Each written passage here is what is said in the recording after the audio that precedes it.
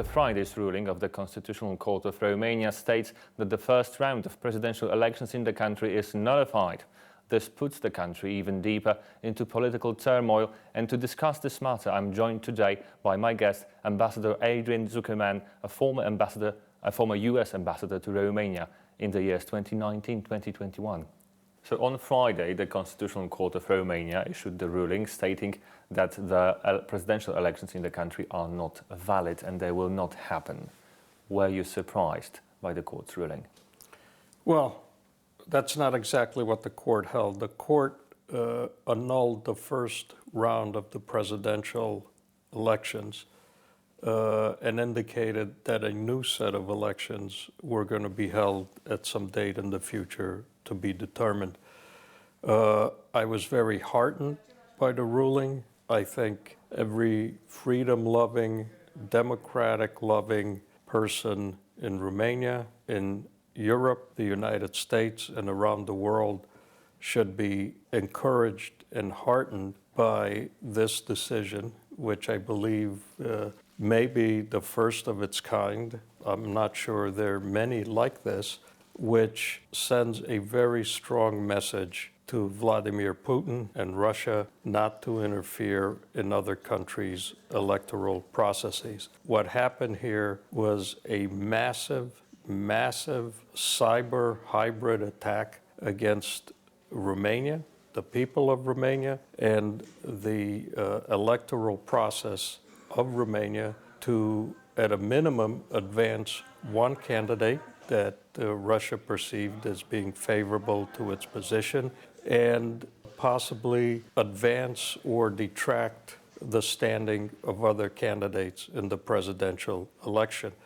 It is not clear yet the widespread impact, and the decision had to come because the second round of presidential elections was supposed to be held this coming Sunday, tomorrow. So there was no time to put all of the details together, but it was an imperative for the Romanian Constitutional Court to protect the integrity of the electoral process. I congratulate them. I congratulate their vision, their wisdom, and their courage. I congratulate the government of Romania for doing this, President Iohannis and the other members of the government. It is not an easy decision, but it is the right decision. It is fully supported by the United States government. It is fully supported by the United States Embassy here in Bucharest, by the U.S. Embassy in Brussels at the EU, and there is no one, to my understanding, does not support this decision other than the propagandists that are set loose by Putin to sow chaos and mayhem and destabilize free democratic countries. But what about the timing? The Constitutional Court already issued one statement on Monday after the parliamentary elections, stating that the first round was in fact valid. And then 4 days later, the news come that these elections are nonetheless nullified. I hate to do this to you again, but I'm not sure that's a completely correct statement of what happened. There were two different issues looked at. The initial issue was whether the counting of the votes, the counting process, were implemented correctly, because the difference between the second place and the third place finishers was less than 3,000 votes out of a total population number of 9 million plus. So there were some complaints filed, which I haven't seen the exact nature of it, but the essence of the decision was to order a recount to see whether, in fact, the difference between the second and third place finisher, which is crucial because only the top two under Romanian law go to the second round, and it's like a runoff between the top two finishers. The difference between number two and number three was less than 3,000 votes out of millions of votes cast. Over 9 million votes were cast. So that was the essence of the decision that the Constitutional Court made, and they in fact counted, and the result was that the counting was substantially correct. I don't know if there were some minor differences or not, but irrelevant and nothing that would have changed the slotting between number 2 and number 3. Since that time, the intelligence services in Romania, in Europe, from various allies and the US, declassified, or the Romanians declassified information gathered by Romanian intelligence along with its European intelligence service allies, which showed a massive Russian interference, hybrid war, cyber attack on Romania, on the people of Romania, and the democratic electoral process. The court was really not in a position to, in my opinion, do anything else but this. It has nothing to do with who would have won, who would have lost. And it's interesting to note that both parties, both Mr. Georgescu and Mrs. Lasconi, who was in the number 2 slot, both of them were upset that the elections were annulled, but which is very interesting because many people said it was done to favor Mrs. Lasconi because they thought she was going to lose, but she didn't want the elections annulled either. The elections were annulled because it was more than just about Mr. Georgescu and Mrs. Lasconi.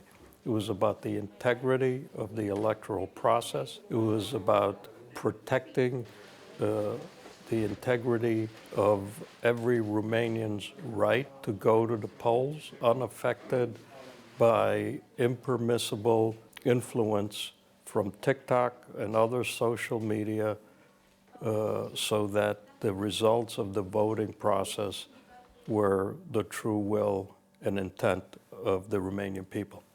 Would you agree with the statement that Romania is currently in a big political crisis, the biggest maybe after the fall of communism in 1989? I'm not sure I agree that Romania prior to this latest turn faces the biggest crisis. I think Romania had a variety of challenges, politically, economically, which were tapped into by this massive hybrid cyber attack. I think there will be elections held in the near future. I think these elections will be conducted in a fair way to all participants. And by the way, the 2 finalists for the second round theoretically are welcome to participate. The only difference in the future round of elections will be that this massive Russian-sponsored disinformation campaign, hybrid attack, will have been neutralized so that the people of Romania can understand, hear, and digest the reality and the truth about all of the candidates for president. How can Romania prepare itself for future elections to prevent foreign interference? One of the biggest problems in Romania is that a company like TikTok has been allowed to run unfettered. The Romanian Internal Security Services, SRI, the Romanian telecommunications company called ANCOM, and other companies that deal with cybersecurity recommended over a year and a half ago that TikTok in Romania be shut down. As a matter of fact, yesterday, I believe, there was a decision in the United States for in the Circuit Court for Washington, D.C., sustaining a decision by the District Court that would have forced TikTok to either shut down in the United States or sell to a non-Chinese owner. The reason I say that is there is nobody in the free democratic world that does not recognize the peril that TikTok poses to freedom and democracy everywhere it touches people. And there are 2 areas. One area is the technological area, because if you sign up on TikTok, you put on your phone, they can have access to various information that is stored, transmitted, and other information that is contained on your phone. The second aspect is engaging and transmitting hybrid and cyber warfare type of propaganda that is targeted, that is specific, and the Chinese, the Russians are very good at it, and I think that virtually everybody, including President Trump in the United States, supports either the divestiture of TikTok by its current owners and a sale or shutting it down. It is a center of espionage.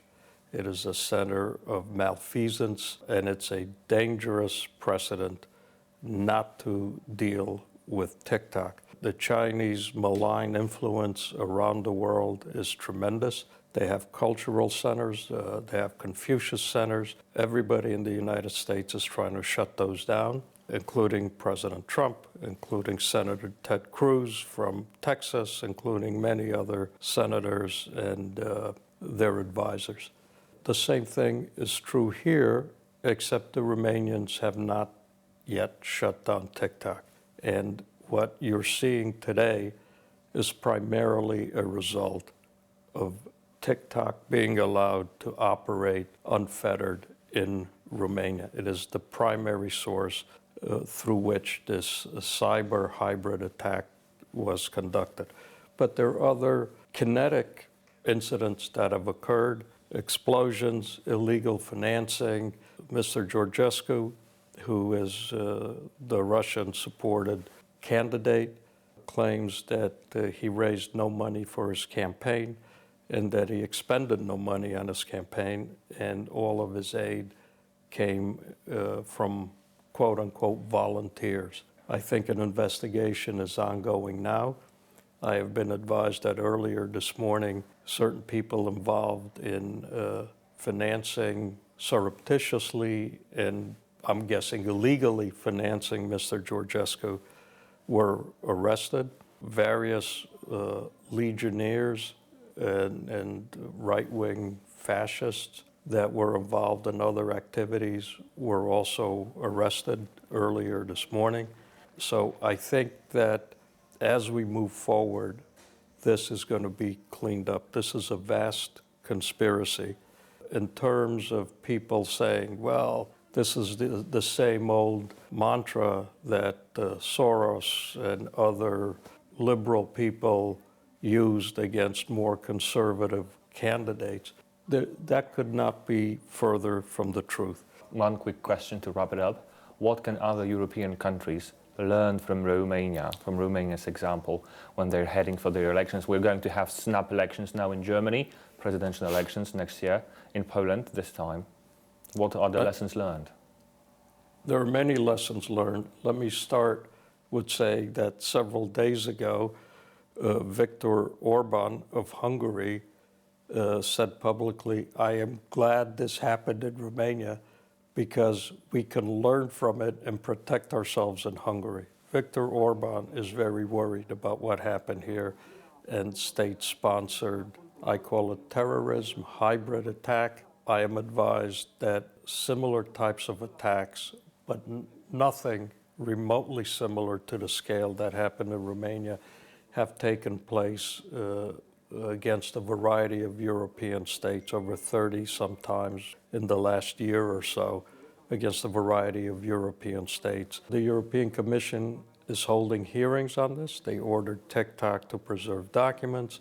They ordered TikTok to delete bot accounts and other false instruments that perpetrate or are part of this hybrid war.